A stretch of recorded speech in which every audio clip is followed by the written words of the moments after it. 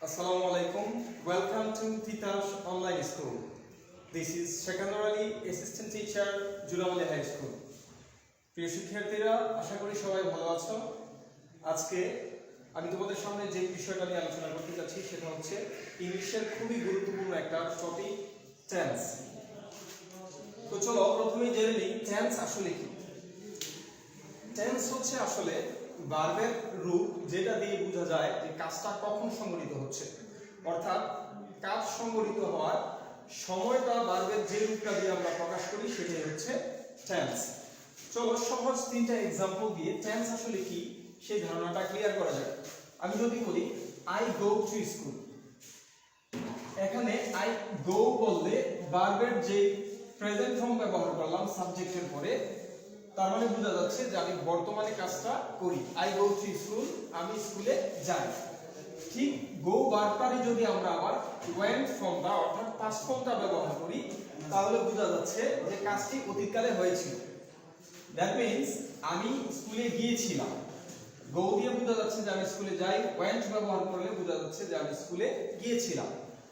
আর এই গো ভার্বটারই আমরা যদি আরেকটা ফর্ম ব্যবহার করি will go, I will go to school, আমি স্কুলে যাব। আমি স্কুলে যাব বলে বোঝা যাচ্ছে যে কাজটি ভবিষ্যৎকালে সংঘটিত হবে। অর্থাৎ শুধুমাত্র ভার্বের রূপটা দিয়ে আমরা বুঝতে পারছি যে কাজটা কখন সংঘটিত হয়েছিল। তো ভার্বের এই রূপটাকেই বলা হয় টেন্স। তো টেন্স হচ্ছে প্রধানত সময়, যেহেতু প্রধানত তিন প্রকার, টেন্সকেও আমরা ভাগ করতে পারি প্রধানত তিনটি ভাগে: present tense, past tense, future tense. তো আজকে আমাদের আলোচনার বিষয় হচ্ছে প্রেজেন্ট টেন্স। আজকে আমরা প্রেজেন্ট টেন্সের যে আরো চারটি প্রকার আছে, present indefinite, present continuous, present perfect, present perfect continuous, এই চারটা প্রকার নিয়ে আলোচনা করব। তো প্রথমে আলোচনা করব প্রেজেন্ট ইনডেফিনিট টেন্স নিয়ে।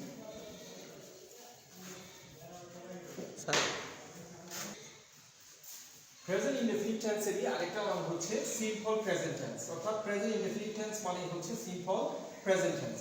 তো সিম্পল প্রেজেন্ট টেন্স আমরা যদি ইংলিশে চিনতে চাই তাহলে প্রথমে আমাদেরকে সিম্পল প্রেজেন্ট টেন্সের অর্থাৎ প্রেজেন্ট ইনডেফিনিট টেন্সের স্ট্রাকচারটা জানতে হবে। প্রেজেন্ট ইনডেফিনিট টেন্সের স্ট্রাকচার হচ্ছে প্রথমে সাবজেক্টের পরে আমরা ভার্বের প্রেজেন্ট ফর্ম ব্যবহার করব।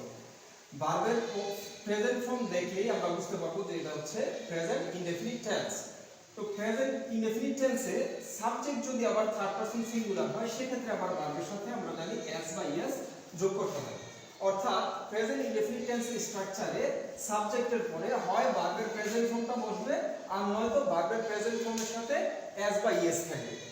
তো ভার্বের প্রেজেন্ট ফর্ম বসে যেই সাবজেক্টগুলোর ক্ষেত্রে, যেমন আই, উই, ইউ, ইউ, দে, এগুলোর ক্ষেত্রে শুধু ভার্বের প্রেজেন্ট ফর্মটা ব্যবহৃত হয়। আর ভার্বের প্রেজেন্ট ফর্মের সাথে এস বা ইএস হয় যখন সাবজেক্টটা থার্ড পারসন সিঙ্গুলার নাম্বার হয়।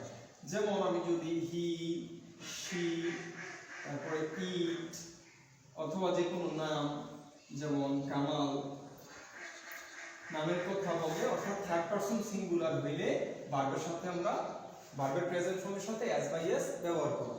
তো চলো আমরা এক্সাম্পল দিয়ে দেখি। যেমন যদি সাবজেক্টের পরে ভার্বের প্রেজেন্ট ফর্ম হয় এই পার্সনগুলোর ক্ষেত্রে, আমি যদি বলি যে আই নো ইউ, আমি তোমাকে চিনি। এখানে সাবজেক্ট বসছে, তারপরে নো ভার্বটার আমরা জানি তিনটা ফর্ম আছে, নো, নিউ, তারপরে হচ্ছে নোন। নো, নিউ, নোন, এটা হচ্ছে প্রেজেন্ট ফর্ম, আর এটা হচ্ছে পাস্ট ফর্ম, আর এটা হচ্ছে পাস্ট পার্টিসিপল ফর্ম। তো আমরা এখানে দেখতে পাচ্ছি সাবজেক্টের পরেই আছে ভার্বের প্রেজেন্ট ফর্ম, তার মানে এটা হচ্ছে প্রেজেন্ট ইনডেফিনিট টেন্স। আর যদি এই সেম সেন্টেন্সটার ক্ষেত্রে আমরা যদি এই থার্ড পারসন সিঙ্গুলার গুলো ব্যবহার করি, যেমন শি ব্যবহার করলে এখানে অবশ্যই ভার্বের সাথে আমাকে এস বা ইএস দিতে হবে। শি, এই যে এখানে এস ব্যবহার করলাম, শি নোজ ইউ, সে তোমাকে চিনে। এই হচ্ছে প্রেজেন্ট ইনডেফিনিট টেন্সের স্ট্রাকচার অনুযায়ী সেন্টেন্স তৈরি করলাম। তো প্রেজেন্ট ইনডেফিনিট টেন্সের ব্যবহারটা আসলে কি? প্রেজেন্ট ইনডেফিনিট টেন্সের সাধারণত আমরা তিনটা ব্যবহার বেশি করে থাকি। সেটা হচ্ছে, এক নম্বরে হচ্ছে কোনো হ্যাবিট বোঝাতে, অর্থাৎ কোনো অভ্যাস বোঝাতে আমরা প্রেজেন্ট ইনডেফিনিট টেন্স ব্যবহার করি। তারপর হচ্ছে ইউনিভার্সাল ফ্যাক্ট,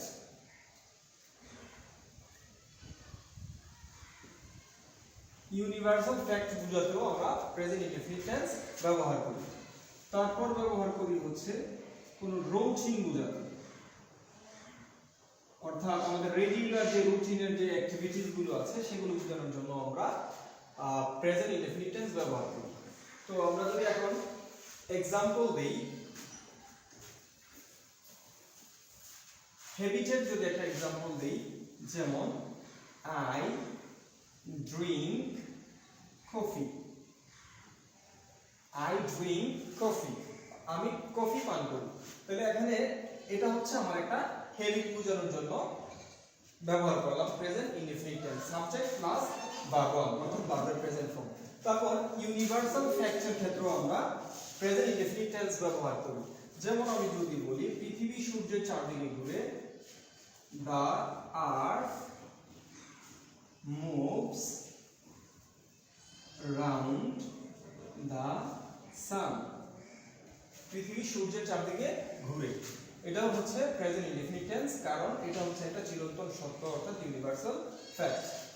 তো প্রথমে সাবজেক্ট, তারপর হচ্ছে ভার্বের প্রেজেন্ট ফর্ম।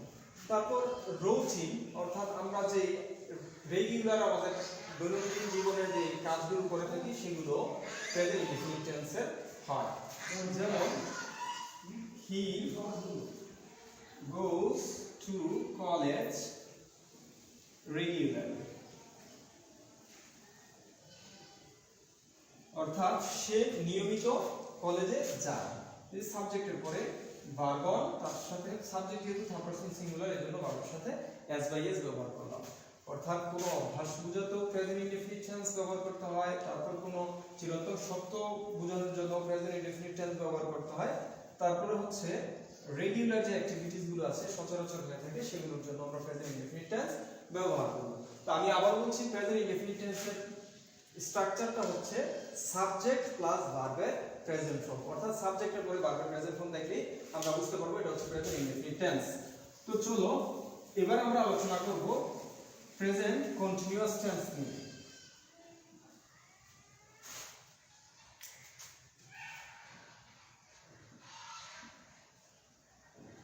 কন্টিনিউয়াস নামটা শুনলে আসলে বোঝা যায় কোনো চলমান কাজকে বোঝাতে আমরা প্রেজেন্ট কন্টিনিউয়াস টেন্স ব্যবহার করি। যদি বর্তমানে চলতেছে কোনো কাজ বোঝায় তাহলে সেটা আমরা প্রেজেন্ট কন্টিনিউয়াস টেন্সে প্রকাশ করব।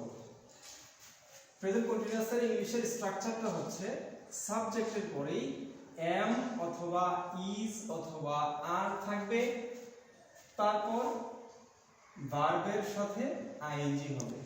আর একটা কথা বলে রাখি, ভার্বের অবশ্যই যখনই আমরা ভার্বের সাথে আইএনজি যোগ করব ভার্বের প্রেজেন্ট ফর্মের সাথে আইএনজি যোগ হবে, এছাড়া অন্য কোনো ফর্মের সাথে আইএনজি যোগ হবে না।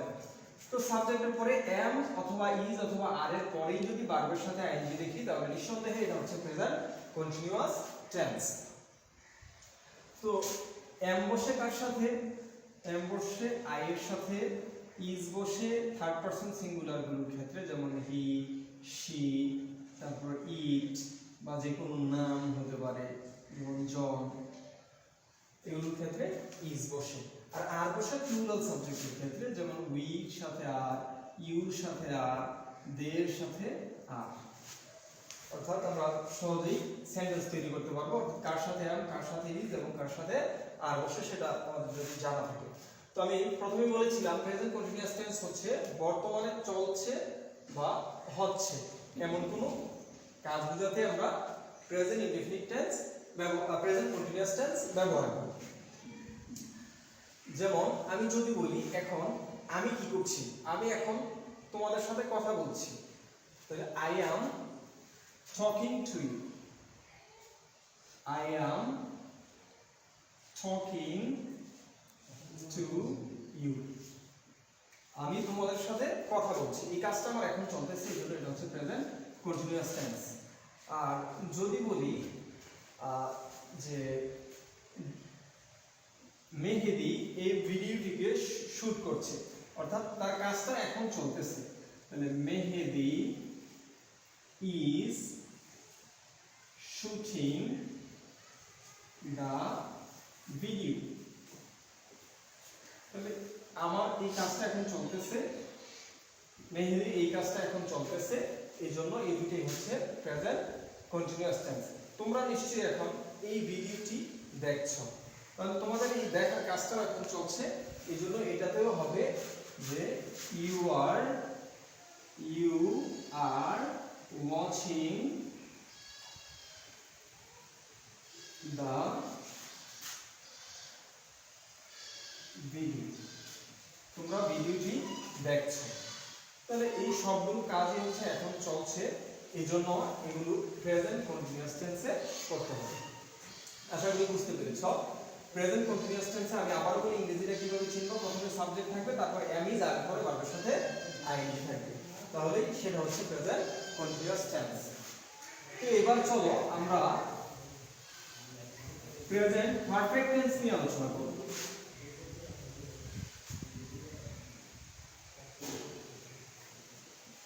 প্রেজেন্ট পারফেক্ট টেন্স, পারফেক্ট টেন্সটা হচ্ছে এমন একটা টেন্স যেটা অনেকটা পাস্টের কাছাকাছি, কিন্তু তারপরেও এটাকে আমরা প্রেজেন্টে বলতে হবে, কারণ কোন কাজ এইমাত্র শেষ হয়েছে এবং তার ফলাফলটা এখনো বিদ্যমান, এমন বোঝালে সেটা হচ্ছে প্রেজেন্ট পারফেক্ট টেন্স। অর্থাৎ এনি ফিনিশড অ্যাকশন, কাজটা শেষ হয়ে গেছে কিন্তু তার ফলাফলটা এখনো বর্তমান।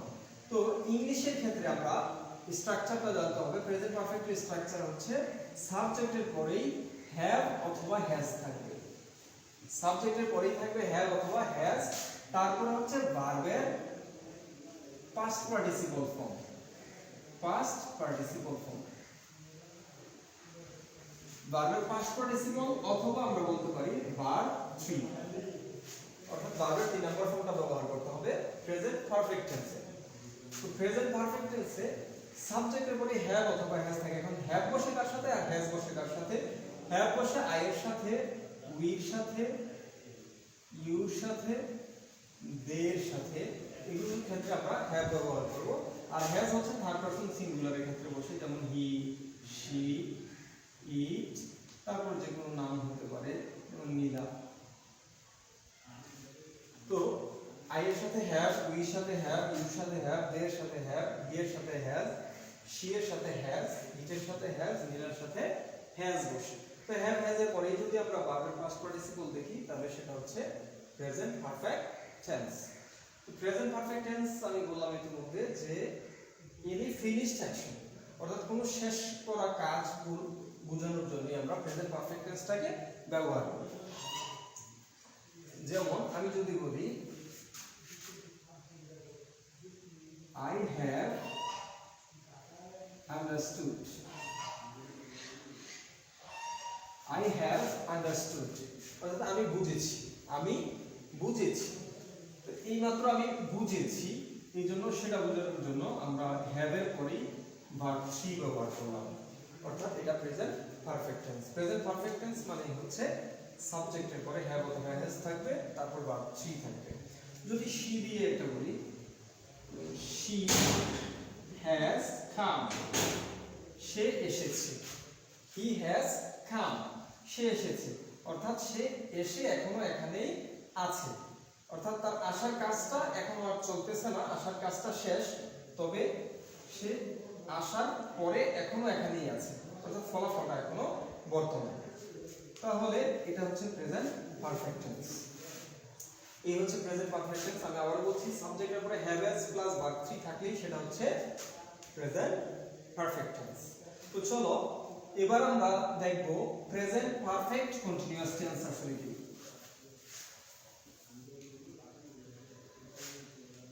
Present perfect continuous tense,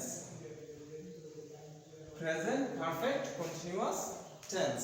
present perfect continuous টেন্সের ক্ষেত্রে আমরা দেখব যে কন্টিনিউয়াসের মতোই, প্রেজেন্ট কন্টিনিউয়াসের মতোই এখানেও কাজটা চলতেছে, তবে এখানে কাজটা কতক্ষণ যাবত চলতেছে বা কতক্ষণ ধরে চলতেছে বা কখন থেকে চলতেছে সেই কথাটা উল্লেখ করি। অর্থাৎ কাজটা হয়েছে আগে কিন্তু এখনো চলতেছে।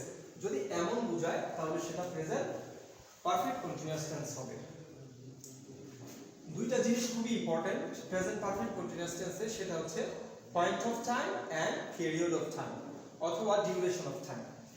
যেমন আমি যদি বলি, তো চলো আগে স্ট্রাকচারটা জেনে নিই। প্রেজেন্ট পারফেক্ট কন্টিনিউয়াসের স্ট্রাকচারটা হচ্ছে প্রথমেই সাবজেক্ট থাকবে, তারপরে হ্যাভ বিন অথবা হ্যাজ বিন থাকবে, হ্যাভ বিন অথবা হ্যাজ বিন থাকবে। অর্থাৎ সাবজেক্টের পরেই হ্যাভ বিন অথবা হ্যাজ বিন, তারপরে ভার্বের সাথে আইএনজি দিতে হবে। অর্থাৎ হ্যাভ বিন অথবা হ্যাজ বিন এর পরে ভার্বের সাথে আইএনজি। তারপর এটাতে দুইটা জিনিস থাকবে, সেটা হচ্ছে ফর অথবা সিন্স, ফর অথবা সিন্স। ফর দিয়ে বোঝায় point of time, duration of time, আর সিন্স দিয়ে বোঝায় পয়েন্ট অফ টাইম। তো চলো এক্সাম্পল দিই আমরা। যেমন আমি যদি বলি আমি তোমাদের সাথে কথা বলছি, তাহলে এটা হচ্ছে present continuous tense, I am talking to you. আর আমি যদি বলি যে আমি 20 মিনিট যাবত তোমাদের সাথে কথা বলছি, দেখো এখানে একটা ডিউরেশন এসে গেছে যে কতক্ষণ ধরে আমার কাজটা চলছে। যেমন আমি যদি বলি I have bin talking to you, I have been talking to you for 20 minutes. আমি তোমাদের সাথে 20 মিনিট যাবত কথা বলছি, অর্থাৎ আমার কাজটা 20 মিনিট যাবত চলছে। এটা হচ্ছে একটা duration of time, duration of time অথবা পিরিয়ড অফ টাইমও বলা যায়। অর্থাৎ কাজটা চলতেছে এবং পাশাপাশি এটাতে ডিউরেশনটা দেয়া আছে, কাজটা কতক্ষণ যাবত চলতেছে। তো প্রিয় শিক্ষার্থীরা, এমন ডিউরেশন অফ টাইমও থাকতে পারে, আবার থাকতে পারে পয়েন্ট অফ টাইম। যেমন আমি যদি বলি ইট has been raining, it has been raining since morning, it has been raining since morning, সকাল থেকে বৃষ্টি হচ্ছে। অর্থাৎ বৃষ্টি শুরু হয়েছে কোত্থেকে, এখন চলছে ঠিক আছে, কিন্তু একটা পয়েন্ট দেওয়া আছে সময়ের, যে সকাল থেকে বৃষ্টিটা শুরু হয়েছে।